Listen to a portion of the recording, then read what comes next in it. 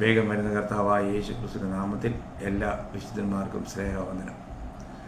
കർത്താവിൻ്റെ വലിയ കൃപയാൽ വീണ്ടും ഒരു ദിവസം കൂടി നമുക്ക് ദൈവവചനവുമായി ഈ നിലയിൽ ഒരുമിച്ചായിരിക്കാൻ കർത്താവ് സഹായിച്ച് കർത്താവിനെ സ്തുതിക്കുന്നു. ദൈവസന്നിധി എന്ന് പറയുമ്പോൾ എത്ര സന്തോഷപ്രദമായൊരു കാര്യമാണ്. കർത്താവിൻ്റെ സന്നിധിയിലേക്ക് കൂടി വരുവാൻ ദേവാലയത്തിലേക്ക് പോകാമെന്ന് പറഞ്ഞപ്പോൾ ഞാൻ വളരെ സന്തോഷിച്ചു എന്ന 122-ാം സങ്കീർത്തനം 1-ാം വാക്യം നമ്മൾ വായിക്കുന്നു. നമുക്ക് ദൈവസന്നിധിയോടടുക്കുക എന്ന് പറയുമ്പോൾ എത്രമാത്രം സന്തോഷമായിരിക്കണം. ഒരു ദൈവവചനൻ്റെ ഏറ്റവും വലിയ കാര്യം അതാണ്. അവൻ ആഗ്രഹിക്കുന്നത് എപ്പോഴും ദൈവസന്നിധിയാണ്. ആ സന്നിധിയോടുള്ള അവൻ്റെ ആ വലിയ ദാഹം, വിശപ്പ്, അതില്ലെങ്കിൽ നമ്മുടെ ആത്മീയ ജീവിതം തകർന്നു. അപ്പോൾ ഇന്ന് നമുക്ക് എത്രമാത്രം ദൈവസന്നിധിയിൽ നമുക്ക് സന്തോഷിക്കാൻ കഴിയുന്നുണ്ട്, യഥാർത്ഥമായിരിക്കുന്ന ആത്മീയ സന്തോഷം നമുക്ക് അനുഭവിക്കാൻ കഴിയുന്നുണ്ടോ, അതാണ് നമ്മൾ ശ്രദ്ധിക്കേണ്ടത്. നമ്മൾ ചിന്തിക്കണം, ഓരോ ദിവസവും നമുക്ക് ഈ കർത്താവുമായിട്ട് ശരിക്കും ഒരു ആഴമായ ബന്ധത്തിൽ പോകാൻ കഴിയുന്നുണ്ടോ.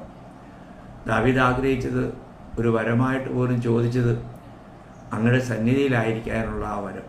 27-ാം സങ്കീർത്തനം 4-ാം വാക്യം എത്ര വിലപ്പെട്ട കാര്യമാണ്.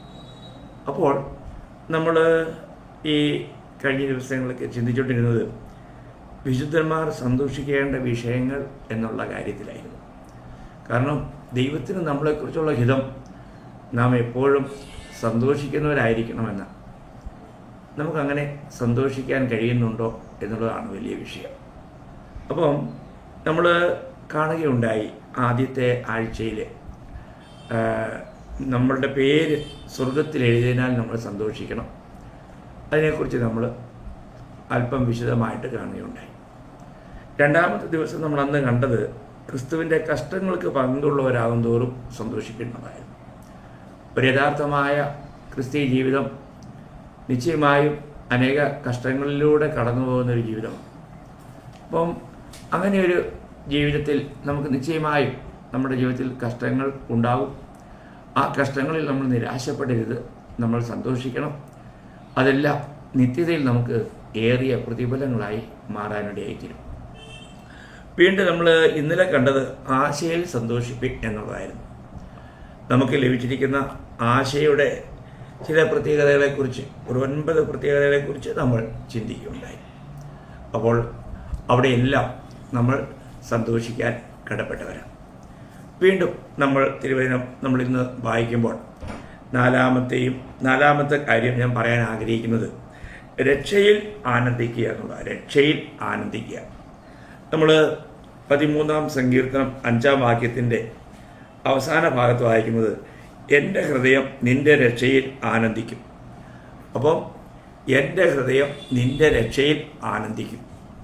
ഒരു വളരെ വിലപ്പെട്ട ഒരു കാര്യമാണ്. എൻ്റെ ഹൃദയം നിൻ്റെ രക്ഷയിൽ ആനന്ദിക്കും. അപ്പോൾ നമുക്ക് കർത്താവിൻ്റെ രക്ഷയിൽ ആനന്ദിക്കാൻ കഴിയുക. ഇന്ന് രക്ഷിക്കപ്പെട്ട നമുക്ക് ആ ആനന്ദം ഉണ്ടോ?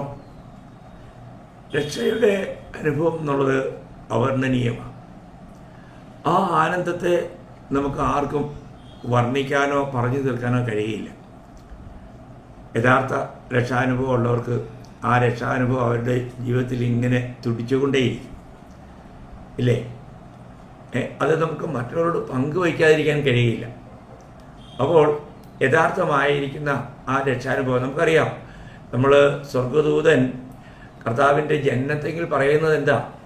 എല്ലാവർക്കും ഉണ്ടാകാനുള്ള മഹാസന്തോഷം ഞാൻ നിങ്ങളോട് അറിയിക്കുന്നു. അപ്പം എല്ലാവർക്കും ഉണ്ടാകാനുള്ള മഹാസന്തോഷം എന്ന് പറഞ്ഞാൽ ഈ രക്ഷകനിലൂടെ നമുക്ക് ലഭിക്കുന്ന രക്ഷയുടെ സന്തോഷത്തെക്കുറിച്ചാണ് ഇവിടെ ദൂതൻ പറയുന്നത്. നമ്മൾ ചിന്തിക്കുക, എല്ലാവർക്കും ഉണ്ടാകാനുള്ള മഹാസന്തോഷമാണ്. ഒരു ചെറിയ സന്തോഷമൊന്നുമല്ല, മഹാസന്തോഷം. അപ്പം നമ്മൾ ആ രക്ഷയിൽ നമുക്ക് ലഭിക്കുന്ന സന്തോഷം അത് മഹാസന്തോഷമായിട്ടാണ് നമ്മൾ വായിക്കുന്നത്. മാത്രമല്ല, രക്ഷിക്കപ്പെട്ട നമ്മുടെ അവസ്ഥ നമ്മൾ ദൈവരാജ്യത്തിലായിത്തീരുന്നു എന്നുള്ളതാണ്. നമ്മൾ ദുഷ്ടൻ്റെ അധികാരത്തിൽ നിന്നും ഇരുട്ടിൻ്റെ അധികാരത്തിൽ നിന്നും വിടുവിക്കപ്പെട്ട് പുത്രൻ്റെ രാജ്യത്തിലാക്കി വെക്കുകയാണ്. അത് കൊളോസ്യർ 1:13 വായിക്കുന്നു. ഒപ്പം തന്നെ ദൈവരാജ്യത്തിൻ്റെ അനുഭവം എന്താണ്? നമ്മൾ റോമർ 14:17 വാക്യത്തിൽ വായിക്കുന്നത്, ദൈവരാജ്യം എന്നുള്ളത് ഭക്ഷണമോ പാനീയമോ അല്ല, പിന്നെ എന്തുവാ? നീതിയും സമാധാനവും പരിശുദ്ധാത്മാവിലുള്ള സന്തോഷവും അത്രേ. അപ്പോൾ അവിടെയും സന്തോഷമാണ്, പരിശുദ്ധാത്മാവിലുള്ള സന്തോഷം. എത്ര വലിയ കാര്യമാണ്! അപ്പം ഇന്ന് ആ സന്തോഷം നമുക്ക് അനുഭവമാക്കാൻ കഴിയുന്നുണ്ടോ? ആ രക്ഷയുടെ സന്തോഷം നമ്മളെ യഥാർത്ഥമായും ഭരിക്കുന്നുണ്ടോ? അത് നമ്മൾ ആസ്വദിക്കണം, അതിലെപ്പോഴും നമ്മളായിരിക്കണം. നമ്മളെ കാണുമ്പോൾ തന്നെ ഇവർക്ക് മറ്റുള്ളവരും തികച്ചും വ്യത്യസ്തമായ ചിലത് ഉണ്ട് എന്ന് മറ്റുള്ളവർക്ക് പറയാൻ കഴിയണം. അത് വളരെ വിലപ്പെട്ടൊരു കാര്യമാണ്. അപ്പം ഇവിടെ നമ്മുടെ സന്തോഷത്തിൻ്റെ ആധാരം, ഇവിടെ ഞാൻ പറയാൻ ആഗ്രഹിക്കുന്നത് രക്ഷയിലുള്ള സന്തോഷമാണ്. അത് മറ്റുള്ള ഈ നശിച്ചു പോകുന്ന മറ്റുള്ള ഏതെങ്കിലും കാര്യങ്ങളിലല്ല. നമുക്ക് ലഭിച്ച ആത്മരക്ഷ, പാപക്ഷമ, ഇതാണ് നമുക്ക് വളരെയധികം നമുക്ക് സന്തോഷിക്കുവാനൊരു കാരണം. ഇനി 5ാമത്തെ കാരണം, ഞാൻ 5, 6, 7 വരെയുള്ള കാര്യങ്ങൾ പറയാൻ ആഗ്രഹിക്കുന്നത്. 5ാമത്തെ കാര്യം എന്നുള്ളത്, പിന്നെ എൻ്റെ രക്ഷിതാവായ ദൈവത്തിൽ ഞാൻ സന്തോഷിക്കുന്നു. എൻ്റെ രക്ഷിതാവായ, ഇത് പിന്നെ കർത്താവായ യേശുക്രിസ്തുവിൻ്റെ അമ്മയായ വിശുദ്ധ മറിയം പറയുന്ന ഒരു വാക്കാണ്. നമുക്ക് ആ വാക്യം ഞാനൊന്ന് വായിക്കാം. ലൂക്കോസിന് സുവിശേഷം 1-ാം അധ്യായം അതിൻ്റെ 47-48 വാക്യങ്ങളാണ്. എൻ്റെ ആത്മാവ് എൻ്റെ രക്ഷിതാവായ ദൈവത്തിൽ ഉല്ലസിക്കുന്നു. ദാ, എൻ്റെ ആത്മാവ് എൻ്റെ രക്ഷിതാവായ ദൈവത്തിൽ ഉല്ലസിക്കുന്നു. അപ്പം രക്ഷയിലുള്ള ഉല്ലാസവും രക്ഷിതാവിലുള്ള ഉല്ലാസവും അത് രണ്ടാണ്. അപ്പോൾ ഇവിടെ ചിന്തിക്കുക, ഇവിടെ നമുക്ക് രക്ഷിതാവിൽ സന്തോഷിക്കാൻ കഴിയുന്ന ഒരു അനുഭവം നോക്കുക. അപ്പോൾ ഈ രക്ഷിതാവ് എന്ത് ചെയ്തു? അതിൻ്റെ 49-ാം വാക്യത്തിൽ താൻ പറയുന്നുണ്ട്, ശക്തനായവൻ എനിക്ക് വലിയവ ചെയ്തിരിക്കുന്നു. കണ്ടോ? ശക്തനായവൻ എനിക്ക് വലിയവ ചെയ്തിരിക്കുന്നു. നമ്മൾ ചിന്തിക്കണം, മറിയെ പോലെയുള്ള അന്ന് ഒരു കന്യകയായിരുന്ന ആ പിന്നെ സഹോദരിക്ക് ഇങ്ങനെയൊരു കാര്യം കേൾക്കുമ്പോൾ ഞെട്ടലാണ് ഉണ്ടാകണ്ടേ, ഭീതിയാണ് ഉണ്ടാകണ്ടേ. എന്നാൽ താൻ സന്തോഷിക്കുക. കാരണം ഈ ലോകരക്ഷിതാവിനെ ഉദരങ്ങളിൽ ഏറുവാനുള്ള ഭാഗ്യം തനിക്ക് ലഭിച്ചതിൽ താൻ ആനന്ദിക്കുകയാണ്. ലോകപരമായിട്ട് അന്നത്തെ അവസ്ഥ പ്രകാരം ചിന്തിച്ചാൽ അങ്ങനെ വിവാഹം കഴിയാത്ത ഒരുവൾ ഗർഭിണിയായെങ്കിൽ സമൂഹ മധ്യത്തിൽ കൊണ്ടുവന്നവരെ കല്ലെറിഞ്ഞു കൊല്ലുക എന്നുള്ളതാണ് യഹൂദ നിയമം. എന്നാൽ ഇവിടെ അതിനെയെല്ലാം കടന്ന് അവർ സന്തോഷിക്കുക. രക്ഷിതാവിലുള്ള സന്തോഷം. ഈ കർത്താവിൽ നമ്മൾ സന്തോഷിക്കുന്നുണ്ടോ? നമ്മളെ രക്ഷിച്ച കർത്താവ് നമുക്ക് സന്തോഷ വിഷയമാകുന്നുണ്ടോ? നമ്മൾ ഇതിനു മുൻപ് പൗലോസ്ലീഹ പറഞ്ഞത് നിങ്ങൾക്ക് ഓർമ്മയുണ്ട്, നിങ്ങൾ കർത്താവിൽ എപ്പോഴും സന്തോഷിപ്പിക്കും. അതെ, ആ കർത്താവിൽ നമുക്ക് സന്തോഷിക്കാൻ കഴിയുക, ആ രക്ഷിതാവിൽ നമുക്ക് സന്തോഷിക്കാൻ കഴിയുക. നമുക്കറിയാം, പിന്നെ നെഹമ്യാ പുസ്തകം 8-ാം അധ്യായം 10-ാം വാക്യത്തിൻ്റെ അവസാനം വായിക്കുന്നുണ്ട്, യഹോവയെങ്കിലെ സന്തോഷം ഞങ്ങളുടെ ബലമാണ്. യഹോവയെങ്കിലെ സന്തോഷം ഞങ്ങൾക്ക് ബലമാണ്. അപ്പം കർത്താവിലുള്ള സന്തോഷം എന്നുള്ളത് വലിയ കാര്യമാണ്. 16-ാം സങ്കീർത്തനം 11-ാം വാക്യത്തിൽ നമ്മൾ വായിക്കുന്നുണ്ട്, ദൈവത്തിൻ്റെ സന്നിധിയിൽ സന്തോഷത്തിൻ്റെ പരിപൂർണതയുണ്ട്. അപ്പോൾ ദൈവത്തിൻ്റെ സന്നിധി, അതുകൊണ്ടാണ് വിശുദ്ധന്മാർ എപ്പോഴും ഈ ദൈവസന്നിധി ആഗ്രഹിക്കുന്നത്. അവിടെ സന്തോഷത്തിൻ്റെ പരിപൂർണതയാണ്. സന്തോഷത്തിന് യാതൊരു കുറവുമില്ല. നമുക്ക് ദൈവസന്നിധിയിൽ ആ സന്തോഷം അനുഭവിക്കാൻ കഴിയുന്നുണ്ടോ? നമുക്കറിയാം, ചിലർക്ക് എത്ര നല്ല ആഹാരമാണെങ്കിലും അവർക്ക് അതിനെ ആസ്വദിക്കാൻ കഴിയാറില്ല. കാരണം ആഹാരം മോശമായതുകൊണ്ടല്ല, അവരുടെ അവസ്ഥയാണ്. അവർ എന്തെങ്കിലും രോഗിയായിരിക്കാം, അവർക്ക് നല്ല സുഖമുണ്ടായിരിക്കില്ല. അപ്പോൾ അങ്ങനെ ആത്മീയമായിട്ട് നമുക്ക് ദൈവമായിട്ടൊരു നല്ല ബന്ധമില്ലെങ്കിൽ നമുക്ക് ദൈവസന്നിധിയിൽ സന്തോഷിക്കാൻ കഴിഞ്ഞുവെന്ന് വരികയില്ല. അപ്പോൾ ഇന്ന് നമുക്ക് യഥാർത്ഥമായിട്ടും ദൈവസന്നിധിയിൽ സന്തോഷിക്കാൻ കഴിയുന്നുണ്ടോ? പത്രോസ്ലീഹ പറയുന്ന ഒരു വാക്യം വളരെ നമുക്ക് പ്രോത്സാഹനം തരുന്ന ഒരു വാക്യമാണ്. 1 പത്രോസ് അതിൻ്റെ 1-ാം അധ്യായം അതിൻ്റെ 8ഉം 9ഉം വാക്യങ്ങൾ ഞാൻ വായിക്കാം. അവനെ നിങ്ങൾ കണ്ടിട്ടില്ലെങ്കിലും സ്നേഹിക്കുന്നു. ഇപ്പോൾ കാണാതെ വിശ്വസിച്ചുകൊണ്ട് നിങ്ങളുടെ വിശ്വാസത്തിൻ്റെ അന്തമായ ആത്മരക്ഷ പ്രാപിക്കുകയും, അവിടെ ആത്മരക്ഷ എന്ന് മലയാളത്തിലുള്ള തെറ്റാണ്, ആത്മരക്ഷ എന്നുള്ളത് ദേഹീരക്ഷ പറഞ്ഞു. നിങ്ങളുടെ ദേഹീരക്ഷ പ്രാപിക്കുകയും പറഞ്ഞു തീരാത്തതും മഹിമയുള്ളതുമായ സന്തോഷത്തോടെ ആനന്ദിക്കുകയും ചെയ്യുന്നു. കണ്ടോ? നമ്മുടെ മലയാളം പരിഭാഷയിൽ ചെറിയ അല്പം കുറവുണ്ടായിട്ടുണ്ട്. ആത്മരക്ഷ എന്നുള്ളിടത്ത് നിങ്ങൾ ദേഹീരക്ഷ എന്ന് വായിക്കണം. അപ്പോൾ ശ്രദ്ധിക്കുക. അപ്പോൾ ഇവിടെ പത്രോസ് പറയുന്നത് എന്താ അറിയാമോ? അവനെ നിങ്ങൾ കണ്ടിട്ടില്ലെങ്കിലും സ്നേഹിക്കുന്നു. നമ്മൾ ആരെങ്കിലും കർത്താവിനെ കണ്ടിട്ടുണ്ടോ? ഇല്ല. എങ്കിലും നമ്മൾ കർത്താവിനെ സ്നേഹിക്കുന്നു. കാരണം കർത്താവ് നമ്മുടെ ജീവിതത്തിൻ്റെ അനുഭവമാണ്. കർത്താവ് നമ്മളിലുണ്ട്. അത് നമ്മുടെ അനുഭവമാണ്. അതിനി നമുക്ക് ഈ കണ്ടുകൊണ്ട് ഇപ്പോൾ കാണണമെന്ന് ആവശ്യമില്ല. തിരുവെഴുത്തിൽ പറയുന്ന കാര്യങ്ങളൊക്കെ നമുക്ക് വിശ്വസിച്ച് അനുഭവമാക്കാൻ കഴിയുന്നുണ്ട്. അപ്പോൾ നിങ്ങൾ ഇപ്പോൾ കാണാതെ വിശ്വസിച്ചുകൊണ്ട് നിങ്ങളുടെ വിശ്വാസത്തിൻ്റെ അന്തമായ ദേഹീരക്ഷ പ്രാപിക്കുകയും പറഞ്ഞു തീരാത്തതും മഹിമയുള്ളതുമായ സന്തോഷത്തോടെ ആനന്ദിക്കുകയും ചെയ്യുന്നു. കണ്ടോ? അതാ ഒരു വിശുദ്ധനെ സംബന്ധിച്ചിടത്തോളം അവര് കർത്താവിൽ എപ്പോഴും ആനന്ദിക്കും. കർത്താവായ യേശുവേ എന്ന് വിളിക്കുമ്പോൾ തന്നെ അവർ ദൈവത്തിൻ്റെ ആത്മാവിൽ നിറയപ്പെടുകയാണ്, സന്തോഷം കൊണ്ട് നിറയുകയാണ്. കാരണം അവിടുന്ന് നമ്മുടെ കർത്താവാണ്. അവിടുത്തെ നമ്മൾ എല്ലാമായി കാണുന്നു. അത് നമുക്ക് ഈ സന്തോഷമല്ലേ? അപ്പോൾ ഇവിടെ ഞാൻ ഇതിനു മുൻപ് പലപ്പോഴും പറഞ്ഞിട്ടുണ്ട്, നമ്മുടെ സന്തോഷത്തിൻ്റെ ആധാരം എപ്പോഴും കർത്താവ് തന്നെയായിരിക്കും. നമ്മൾ പിന്നെ ഹബക്കൂക്കിൻ്റെ പുസ്തകത്തിൽ നമ്മൾ പലപ്പോഴും വായിച്ചിട്ടുള്ളൊരു വാക്യം, പിന്നെ ഹബക്കൂക്ക് 3-ാം അധ്യായം 17-18 വാക്യം, അത്തിവൃക്ഷം തളിർക്കുകയില്ല, മുന്തിരിവള്ളിയിൽ അനുഭവം ഉണ്ടാകുകയില്ല, ഒരു വൃക്ഷത്തിൻ്റെ പ്രയത്നം നിഷ്ഫലമായി പോകും, നിലങ്ങൾ ആഹാരം വിളയിക്കുകയില്ല, ആട്ടിൻകൂട്ടം തൊഴുത്തിൽ നിന്ന് നശിച്ചു പോകും, ഗോശാലകളിൽ കന്നുകാലി ഉണ്ടായിരിക്കുകയില്ല. എങ്കിലും ഞാൻ യഹോവയിൽ ആനന്ദിക്കും, എൻ്റെ രക്ഷയുടെ ദൈവത്തിൽ ഘോഷിച്ചുല്ലസിക്കും. കണ്ടോ? എങ്കിലും ഞാൻ യഹോവയിൽ ആനന്ദിക്കും. അപ്പോൾ പ്രിയമുള്ളവരെ, ദൈവത്തോടുള്ള ബന്ധത്തിൽ ദൈവത്തിൽ ആനന്ദിക്കുന്നതിന് ഒരു കാര്യവും തടസ്സമായി നിൽക്കാൻ പാടില്ല. അല്ലെങ്കിൽ അതൊരു ശരിയായ ഭക്തിയല്ല, ശരിയായിരിക്കുന്ന ഒരു റിലേഷനല്ല, ഒരു ബന്ധമല്ല. അപ്പോൾ ഇവിടുത്തെ വിഷയം എന്നുള്ളത് നമ്മൾ നമ്മുടെ രക്ഷിതാവിൽ സന്തോഷിക്കുക. അപ്പോൾ ഒന്ന് നമ്മൾ രക്ഷയിൽ സന്തോഷിക്കുക, അഞ്ചാമത്തെ കാര്യം രക്ഷിതാവിൽ സന്തോഷിക്കുക എന്നുള്ളതാണ്. ഇനിയും 6-ാമത്തെ കാര്യം ഞാൻ നിങ്ങളോട് പറയാം. 6-ാമത്തെ കാര്യം പിന്നെ ദാവീദ് പറയുന്നൊരു കാര്യമാണ്.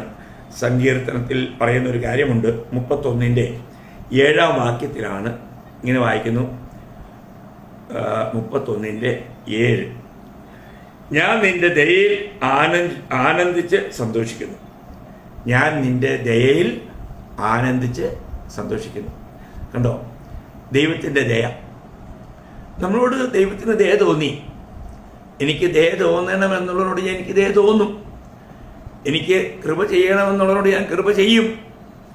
അപ്പോൾ ദൈവത്തിന് നമ്മളോട് ദയ തോന്നി, അതിൽ നാം ആനന്ദിക്കണം. നമ്മളോടുള്ള ദൈവത്തിൻ്റെ ദയയെ ഓർത്ത് നാം ആനന്ദിക്കുന്നവരായിരിക്കണം. ദാവീദ് ഇവിടെ പറയുന്നത്, ഞാൻ നിന്റെ ദയയിൽ ആനന്ദിച്ച് സന്തോഷിക്കുന്നു. നമുക്ക് ദൈവത്തിൻ്റെ ദയയിൽ ആനന്ദിച്ച് സന്തോഷിക്കുവാൻ കഴിയുന്നുണ്ടോ? അല്ലേ? ഞാൻ ഒരു കാര്യം പ്രത്യേകം പറയാം. ഈ ദയയ്ക്ക് ചില പ്രത്യേകതയുണ്ട്. നമ്മൾ 63-ാം സങ്കീർത്തനത്തിൻ്റെ 63-ാം സങ്കീർത്തനം അതിൻ്റെ 63-ന്റെ 3-ാം വാക്യം, അതിൻ്റെ ആദ്യ ഭാഗം, നിന്റെ ദയ ജീവനേക്കാൾ നല്ലതാകുന്നു. നോക്കുക, നിന്റെ ദയ ജീവനേക്കാൾ നല്ലതാകുന്നു. നിങ്ങൾക്ക് മനസ്സിലാക്കാൻ കഴിയുന്നുണ്ടോ? ദയയുടെ മഹത്വമാണ്. നിന്റെ ദയ ജീവനേക്കാൾ നല്ലതാകുന്നു. എത്ര വിലപ്പെട്ട കാര്യമാണ്! നമുക്ക് ലഭിച്ചിരിക്കുന്ന ഈ ദയ എന്നുള്ളത് അത് ജീവനേക്കാൾ നല്ലതാകുന്നു. ഇനി അതിൻ്റെ സങ്കീർത്തനം തന്നെ അതിൻ്റെ 66-ന്റെ 20-ാം വാക്യത്തിൽ വായിക്കുന്നത് അതിൻ്റെ 2-ാം ഭാഗത്താണ്. തൻ്റെ ദയ എങ്കിൽ നിന്നും എടുത്തു കളയാതെ, അപ്പോൾ തൻ്റെ ദയ എങ്കിൽ നിന്ന് എടുത്തു കളയരുതേ. ദയയുടെ മഹാത്മ്യമാണ്. അത് എടുത്തു കളയപ്പെടാം, എന്നാൽ ആ ദയ എടുത്തു കളയരുതേ എന്നാണ് ഇവിടെ ദാവീദ് പ്രാർത്ഥിക്കുന്നത്. പ്രിയമുള്ളവരെ, എത്ര വലിയ കാര്യമാണ്! ഭക്തനോടുള്ള ദയയെക്കുറിച്ച് പറയുമ്പോൾ യേശയ്യാ പ്രവചനം അതിൻ്റെ 54-ാം അധ്യായം 10-ാം വാക്യത്തിൽ വായിക്കുന്നത്, പർവ്വതങ്ങൾ മാറിപ്പോകും, കുന്നുകൾ നീങ്ങിപ്പോകും, എങ്കിലും എൻ്റെ ദയ നിന്നെ വിട്ടു മാറുകയില്ല, എൻ്റെ സമാധാന നിയമം നീങ്ങിപ്പോകുകയുമില്ല എന്ന് നിന്നോട് കരുണയുള്ള യഹോവ അരുളി ചെയ്യുന്നു. ഈ വാക്യമൊക്കെ വായിക്കുമ്പോൾ നമുക്ക് എങ്ങനെ സന്തോഷിക്കാതിരിക്കാൻ കഴിയും? കർത്താവ് പറയുകയാണ്, പർവ്വതങ്ങൾ മാറിപ്പോകും, കുന്നുകൾ നീങ്ങിപ്പോകും, എങ്കിലും എൻ്റെ ദയ നിന്നെ വിട്ടുമാറുകയില്ല.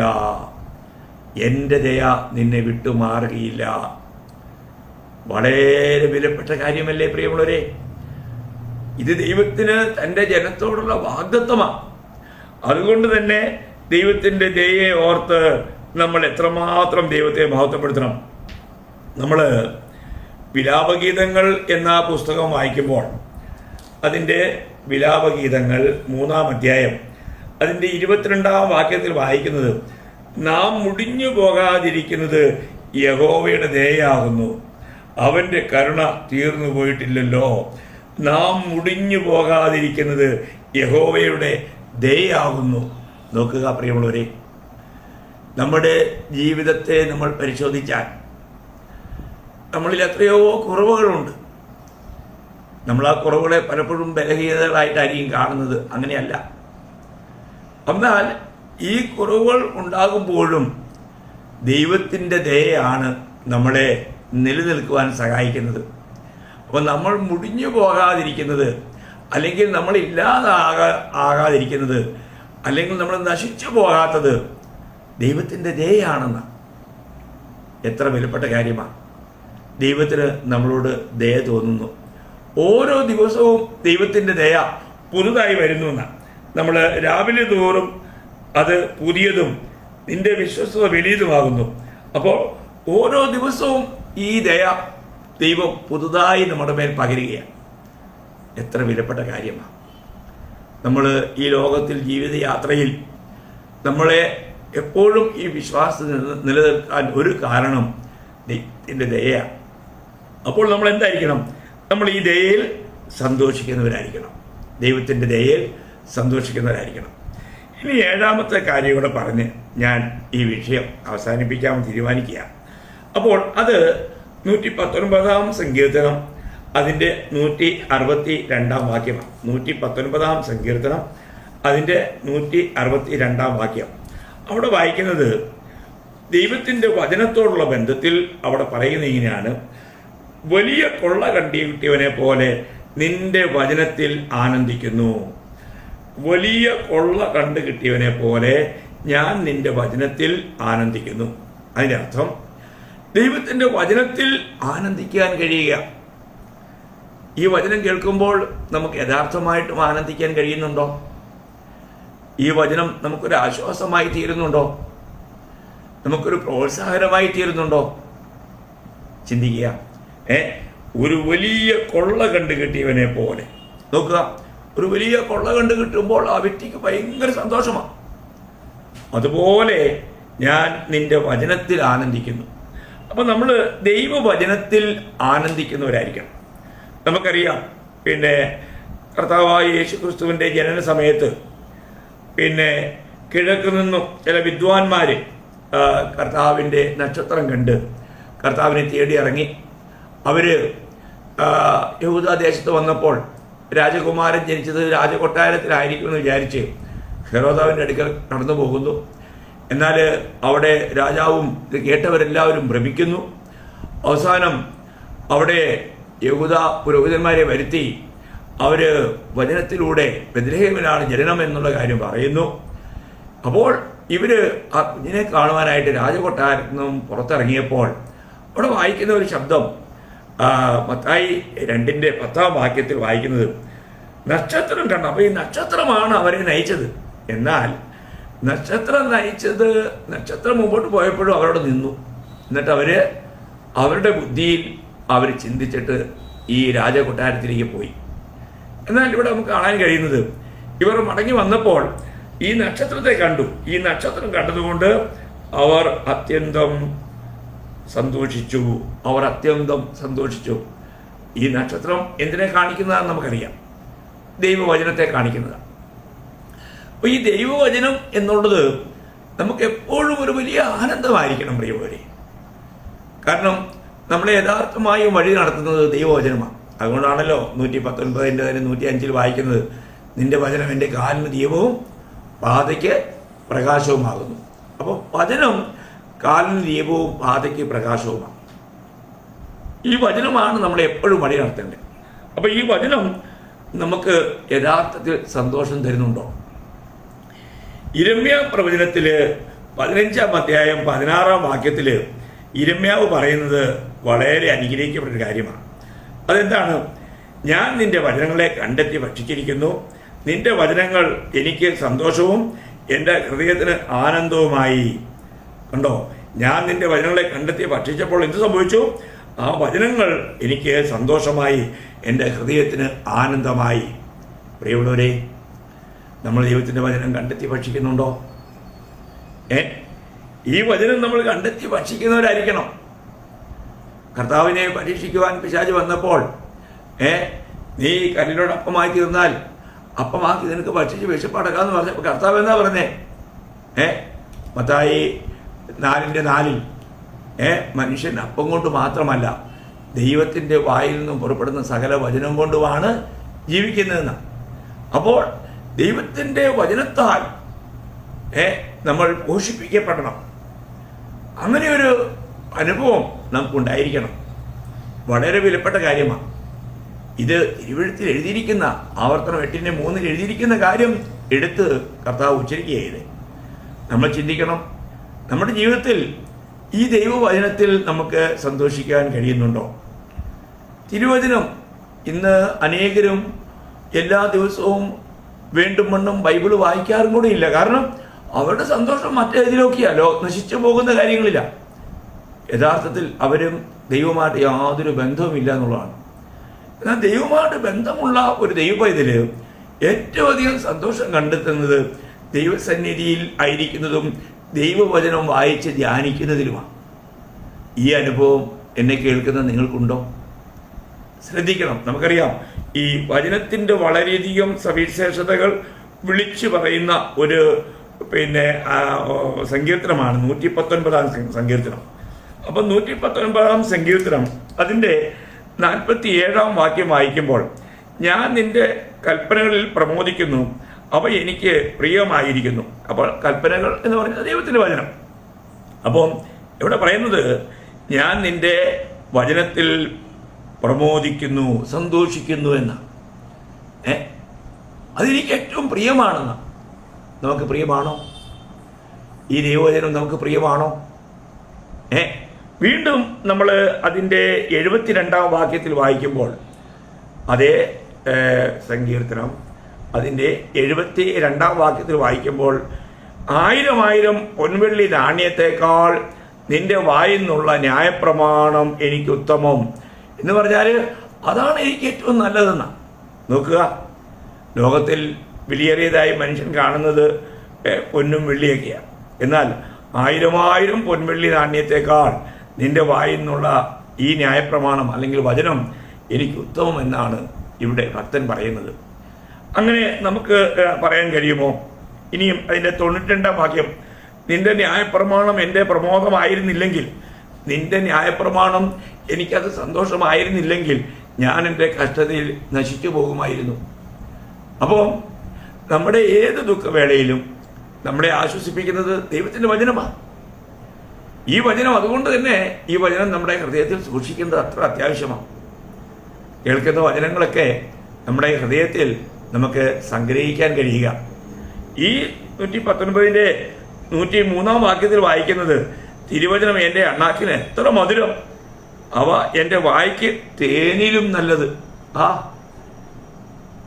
തേനിലും നല്ലത്, അത്ര ആസ്വാദ്യകരം.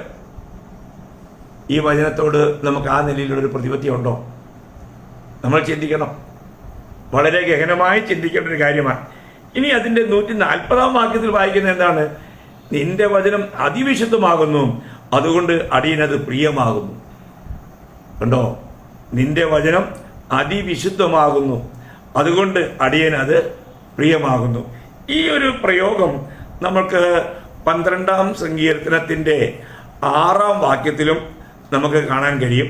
12-ാം സങ്കീർത്തനം അതിൻ്റെ 6-ാം വാക്യം അവിടെ വായിക്കുന്ന ഇങ്ങനെയാണ്: യഹോവയുടെ വചനങ്ങൾ നിർമ്മല വചനങ്ങളാകുന്നു, നിലത്ത് ഉലയിൽ ഉരുക്കി 7 പ്രാവശ്യം ശുദ്ധി ചെയ്ത വെള്ളി പോലെ തന്നെ.